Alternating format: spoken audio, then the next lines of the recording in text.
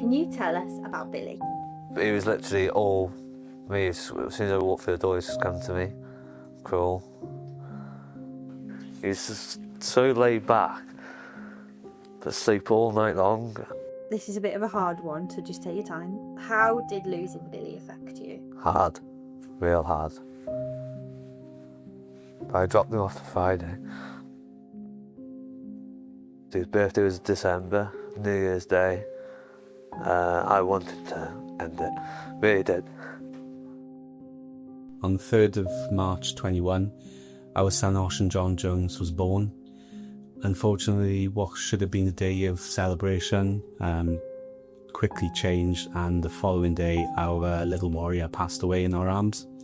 We had this future planned with his eldest brother, Theo, and he was taken away from us in the blink of an eye.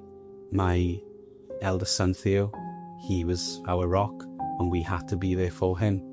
So, Ada Grace, I didn't have very long there. She was only 12 days old when she passed.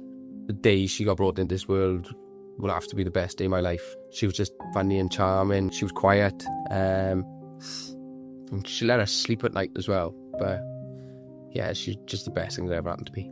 Early days, I turned to alcohol. I shut everyone out of my life. And just kept myself to myself. I'd lock myself in at home. I wouldn't open the door for no one. Millie was 2.5 when she died suddenly. She was a lovable child, fond, obviously, memories of her cuddling her brother. Sadly, miss cuddling her too. Initially just feeling empty, just feeling that you had to be the rock, keeping son and wife together. The expectations of being male, that you had to be the cement to hold everything together in the family. Deacon, my one and only son, 9 years old. Very tough start to his life during pregnancy, and we found out that he had all his health conditions, so we were kind of briefed on the fact that he won't make childbirth, or he won't make 5 years old. Come out screaming like all kids usually do. Straight into operation, 14 hours old. Spent probably the first 2 months of his life in Bristol in hospital. But ever since then, never cried, never complained, always smiling as a child. Deacon was on his way to school. First thing Monday morning, had a phone call from his older brother, one of my stepsons. He had a heart attack when he was getting put in the car on his way to school, and that's how he passed away. I didn't sleep afterwards for like 4 or 5 days. Couldn't sleep, couldn't switch off. Last image I had of him was being worked on in the middle of the road in his school uniform. We were all lost for the first, well, still am now.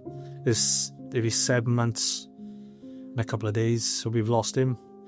All gone. Everyone's kind of in a state of limbo at the moment, and there's no kind of ending that's going to be coming to an end. What could I tell you about Indy? She was very intelligent, very bright. Jodie, my partner, her mum, happened to know sign language and taught Indy Makaton. And Indy very quickly started to communicate with us back and would ask for things like milk, which she would sign.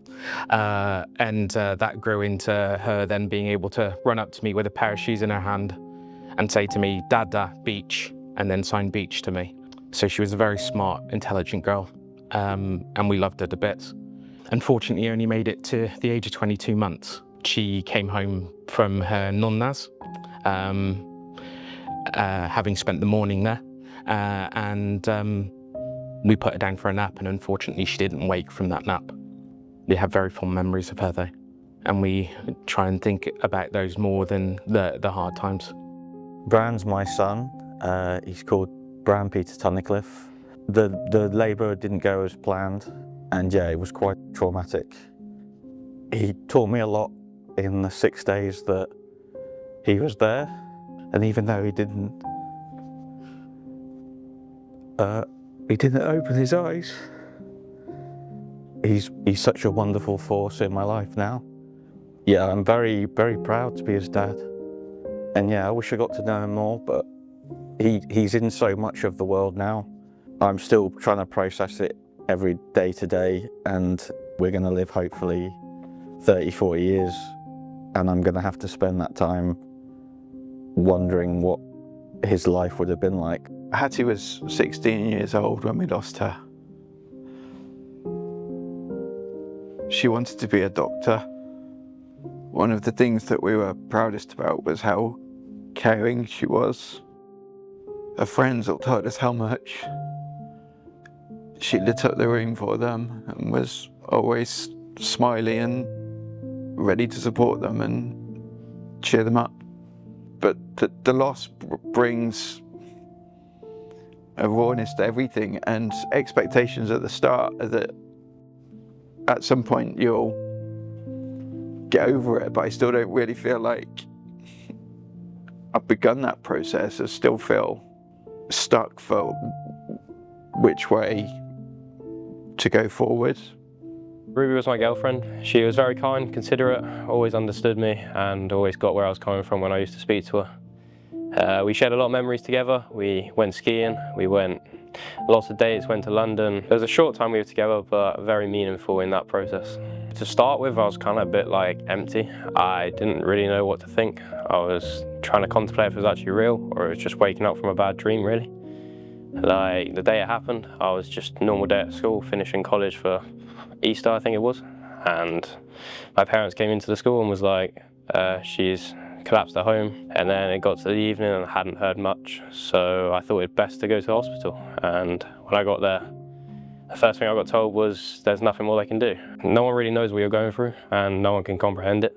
So like all my friends were like, we're here for you. But I was almost like, I need to deal with this by myself for the first thing and kind of contemplate what I'm actually feeling. Obviously loss, anger at the world, because like, why did they take her? Well, she's nothing wrong, she wasn't a bad person.